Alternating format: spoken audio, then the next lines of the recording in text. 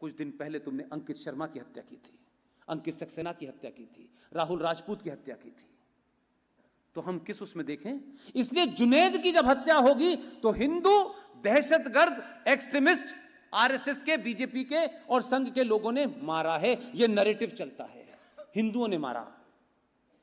और जब रिंकू मरेगा, वो गुंडे थे, this is law and order problem. ये नैरेटिव चल रहा है। या कुछ लोग एमपी बन गए नए नए दिल्ली में।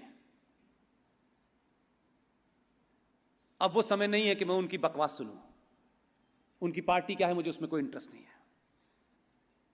वो ये ज्ञान दे रहे हमें सौहार्द बना के रखना है। भाई, इस सौहार्द का ठेका हिंदू सनातन ने नहीं ले रखा है भाई, हमने नहीं ले रखा है। हमारा बच्चा मरे, हमारा घर लुटे और हमने सौहार्द बना के ले रखा है, यह नहीं हो सकता। ऐसा सौहार्द नहीं चाहिए हमको।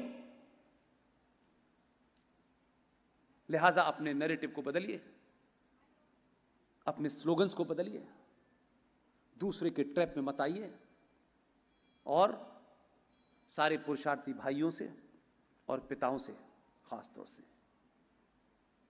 इस जिहाद का consciously, unconsciously, directly, indirectly Hindu महिलाएं शिकार हुई हैं।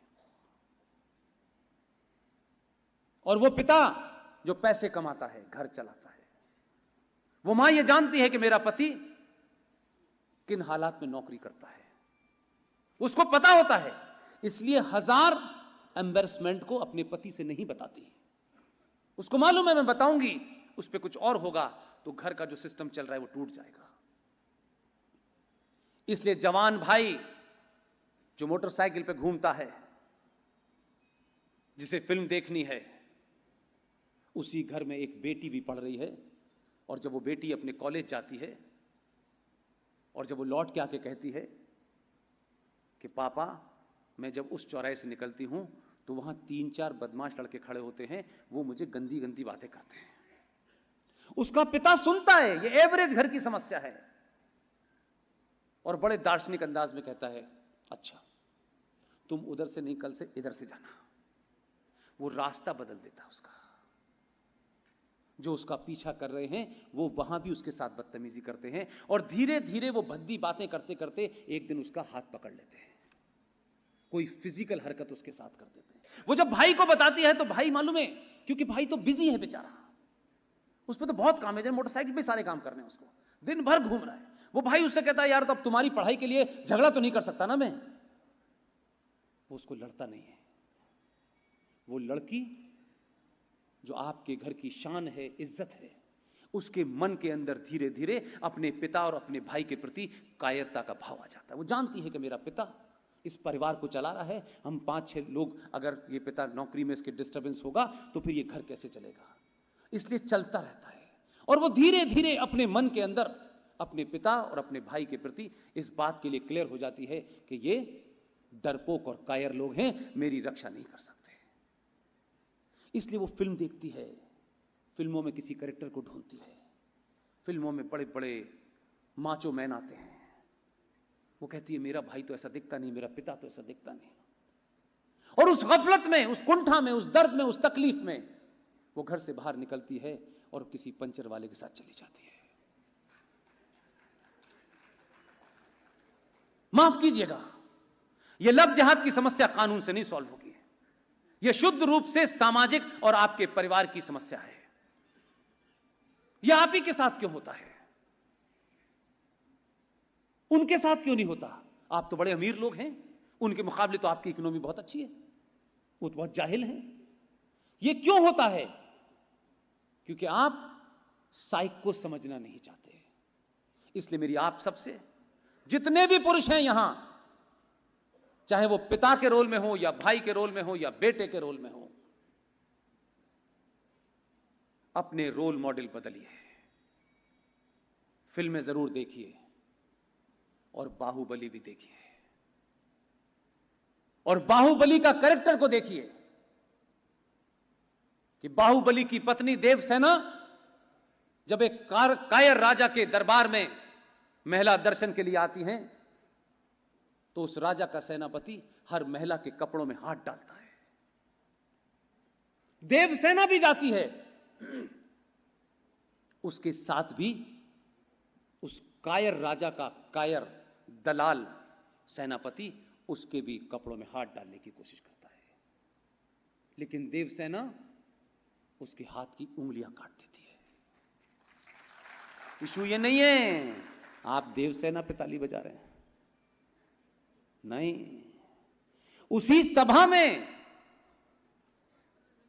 सभा लगती है और वो कायर राजा उस कायर और दलाल नाम के उस सेनापति की कहानी सुनता है और बता इसने ऐसा किया, इसने कैसे किया और मैंने नहीं किया। लेकिन वो बहादुर पुरुषार्थी पुरुष भरी सभा में राजा के संतरी मंत्री से नहीं पूछता, अपनी पत्नी से पूछता है, देवसेना तुम बताओ क्या हुआ। देवसेना बताती है उस पूरी घटना को और कहती है मैंने इसलिए इसकी उंगली काट दी। वो उस कायर राजा की तरफ नहीं देखता, वो कहता है ऐसे शख्स की उंगली नहीं गर्दन काट देनी चाहिए, और काट देता है। आपको अगर बनना है तो बाहुबली बनिए, अपनी मां, अपनी बहन, बेटी की इज्जत बचाइए। पुलिस नहीं बचाने आएगी, पुलिस हो जाने के बाद आएगी, रिपोर्ट लिखेगी। रिपोर्ट लिखने से इज्जत वापस नहीं आती। हम सब लोग अपनी इज्जत के लिए जीते हैं, हर आदमी की अपनी इज्जत है, लेकिन यह कैसी इज्जत है जो चौराहे चौराहे उछाली जा रही है। इसलिए उछाली जा रही है कि हम 14 नवंबर को दुनिया के एक पुरुषार्थी आदमी ने जो माउंट एवरेस्ट से कूद गया था, इतना बहादुर उसने काम किया कि उस पे हम चिल्ड्रंस डे मनाते हैं। ढूंढ रहे भाई इस पुरुषार्थी ने क्या काम किया था। जो काम बचपन में करने चाहिए थे वो बुढ़ापे में कर रहे थे, बुढ़ापे के काम बचपन में कर रहे थे। और जब आपको यह अंदाजा नहीं होता तो फिर हम चाचा नेहरू बनने की चाह में ही आगे बढ़ते हैं, फिर हम सुभाष नहीं बनते, फिर हम शिवाजी नहीं बनते। इसलिए मैं बार बार इस बात को कहता हूं, पूरी डंके की चोट पे कहता हूं कि भारत में सिर्फ थोड़ा सा करेक्शन करना है। अगर चिल्ड्रंस डे मनाना है तो 14 नवंबर को न मनाएं। प्रधानमंत्री की पैदाइश है, खूब कबूतर उड़ाएं, उसमें मुझे कोई दिक्कत नहीं है। अगर भारत में बाल दिवस मनाना है तो 26 दिसंबर को मनाइए। और 26 दिसंबर को क्यों मनाया जाता है, जोर जोर से दुनिया को बताइए। गुरु नानक सिंह के 4 पुत्र थे, गुरु गोविंद सिंह, सॉरी, 2 चमकौर के युद्ध में मारे गए। 2 पुत्र साहबजादा जोरावर सिंह और साहबजादा फतेह सिंह 6 और 12 साल के या 9 साल के बच्चे थे। हुक्म दिया गया कि इस्लाम कबूल कर लो। छोटे वाले ने आंखों में आंखें डाली, उसने कहा वाहे गुरु के अलावा किसी को नहीं मानता। यह बात अलग है कि इसके बाद उनको जिंदा चिनवा दिया गया, लेकिन 10 से मस नहीं हुए। बहादुरी और शौर्य का अगर कोई दिवस है तो 26 दिसंबर है। यह कायरता का दिवस 14 नवंबर बंद कर दीजिए, सब ठीक हो जाएगा। ये कहानी सुनेंगे बच्चे तो उनको लगेगा कि क्या वजह थी। आज कहा जा रहा है कन्वर्जन तो जब से चल रहा है, कोई नई बात नहीं है। क्यों चल रहा है? इसलिए अपने नैरेटिव को बदलिए, अपनी सोच को बदलिए। आपको कोई हथियार नहीं उठाना है, यहां का फंडा ठीक कर लेना है। अभी आपने सिर्फ इतना ही सा ठीक किया है, इसलिए शाहीन बाग पे लोग इसलिए नहीं एडवांस में बैठ रहे हैं। वो एडवांस में बैठ रहे हैं, उनको मालूम है कि अगर हमने इसको यहां नहीं रोका तो अभी तो इसने पड़ोसियों से कहा है कागज लेके आओ, अगली बार कहेगा तुम दिखाओ। तो यहीं रोको, डरा दो इस देश को। तो आप देश के प्रधानमंत्री से ये मांगना बंद कर दीजिए कि हमें जनसंख्या नियंत्रण कानून चाहिए। आपसे नियंत्रण करने के लिए किसी ने कहा था? किसी ने रोका था आपको? कोई कानून बना था? नहीं बना था। आपने अपने ऊपर नियंत्रण कर लिया, अब दूसरों से कहते हैं तुम भी करो। आपने कहा 2 हम 2 हमारे 2, क्योंकि वो एक फलसफे के तहत चल रहे हैं।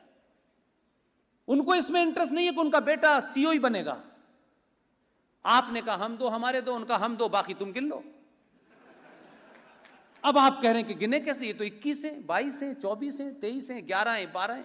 अब इनकी जनसंख्या ज्यादा हो गई है, तो उन पे एक ही काम था, और तो कोई काम था नहीं, और कोई काम था, आप दूसरे कामों में बिजी हैं।